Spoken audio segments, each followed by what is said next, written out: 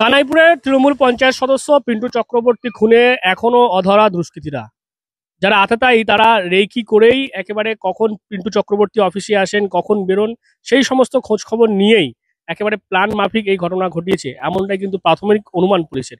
এই যে রাস্তা ঘটনা ঘটানোর পর যেমনটা দেখা যাচ্ছে, যে গ্যাস অফিসে যে সিসিটিভি ফুটেজ রয়েছে, এই রাস্তা ধরেই, নৈটি রোড ধরেই আততায়ী একেবারে পায়ে হেঁটে এখানে এইদিকে ডানকুনির দিকে গিয়ে গা ঢাকা দিয়েছে এবং তারপর থেকেই কিন্তু যথেষ্ট চাঞ্চল্য ছড়িয়েছে এলাকায় এবং আতঙ্কের পরিবেশ তৈরি হয়েছে। যেমনটা এই ঘটনা, যেমনটা আমরা জানতে পারছি যে তৃণমূল নেতার যে ইমেজ সেটা যথেষ্ট ভালো ছিল এবং প্রতিষ্ঠিত একজন তিনি ব্যবসায়ী ছিলেন, তার শত্রুও থাকার কথা নয়, এমনটাই কিন্তু বলছেন পিন্টু রাজনৈতিক মহলের সহকর্মী এবং পরিচিতরা। আমাদের প্রতিবন্ধী ছেলেমেয়েদের সাহায্য করতেন এবং তাদের পাশে দাঁড়াতেন। এরকম একটা জনবহুল জায়গা, এরকম একজন ভালো মানুষ যে খুন হয়ে যাবে আমরা ভাবতেই পারছি না। আসলে এই জায়গাটা একটা নিরাপত্তাহীনতায় একটা অন্ধকার জায়গা তৈরি হয়েছে, আর এখানে একটা মদের ঠেক তৈরি হয়ে আছে। আমরা খুবই দুশ্চিন্তাগ্রস্ত যে এখানে আমাদের মন্ত্রী আছে, পরিবহন মন্ত্রী এখান থেকে যাতায়াত করে, তারও নিরাপত্তা যে বিঘ্নিত হতে পারে সে বিষয়ে আমরা দুশ্চিন্তাগ্রস্ত। এই ঘটনা আগে শোনা যেত, মার্ডার খুন এগুলো শোনা যেত, তারপর পরিস্থিতি শান্ত হয়ে গেছে। সামনে ভোট, আবার কি টাকা বলেছে আগের পরিস্থিতি বুঝতে পারছি না পরিস্থিতি কোন দিকে যাচ্ছে। এটা প্রশাসনকে কড়া দৃষ্টিতে নজর রাখতে হবে এবং প্রশাসনে আমরা নিরাপত্তা চাই, সাধারণ মানুষের নিরাপত্তা চাই। আমার নাম হচ্ছে সুবীর ঘোষ, আমি হচ্ছি সম্পাদক বাসাই করছি। এই তো আমরা ভাবতে পারিনি কোনোদিন এই ধরনের এই লোকটার জন্য শত্রু আছে, কোনোদিন ভাবতে পারিনি আমরা। ঠিক আছে, আমাদের সবার প্রিয় মানুষ ছিল। ঠিক আছে, 100টার ভিতরে 100টা লোকে বলবে সে ভালো লোক। ঠিক আছে, সে ছোটো একটা বাচ্চা ছেলেকেও সম্মান দিয়ে চলতো সে। ঠিক আছে, ঠিক আছে, একটা বাচ্চা ছেলেকেও সম্মান দিয়ে চলতো। তার যে না এই দল ওই দল, কোনো দলের সাথে তার কোনো বিরুদ্ধ কেউ নেই, এরকম এত ভালো লোক ছিল। ঠিক আছে, ভাবতে পারিনি আমরা তো কালকের থেকে নিজেরাই আতঙ্ক হয়ে গেছে। খুব ভালো ছিলেন, আমাদের যখনই দেখা হতো তখনই আমাদের খুব সম্মান দিতে করতো, মানে যে জায়গায় যেটা সবই ভালো করতো। ওনাকে এরকম কেউ কোনোদিন না, যে জায়গায় দেখা হতো হ্যাঁ খুব উপকারিতা ছিল। আমরা মানে শুনে আমাদের গা কাঁপতে শুরু হয়ে গেল, মানে এমন পরিস্থিতি হবে কেউ বুঝতে পারিনি। ওনার যে শত্রু আছে বা কোনো জায়গায় কোনো কিছু আছে আমরা কখনো বুঝতে পারিনি।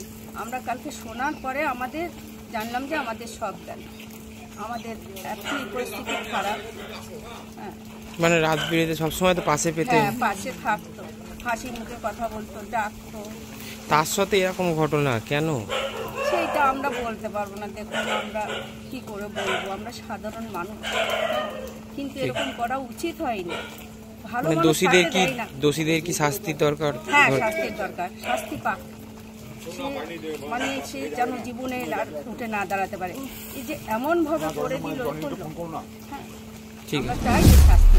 এবং আপনারা জানেন যে কানাইপুরে পরিবহন মন্ত্রী স্নেহাশিস চক্রবর্তী বাড়ি রয়েছে এবং তার বাড়ি কানাইপুর ফাঁড়ির ঘটনাস্থল থেকে খুব একেবারে কাছে, এবং অপরাধ করে নৈটি রোড দিয়ে সহজে দিল্লি রোড দিয়ে বা একবারে তারপরেই দুর্গাপুর এক্সপ্রেস রয়েছে সেখান দিয়েও কিন্তু চলে যাওয়া যায়।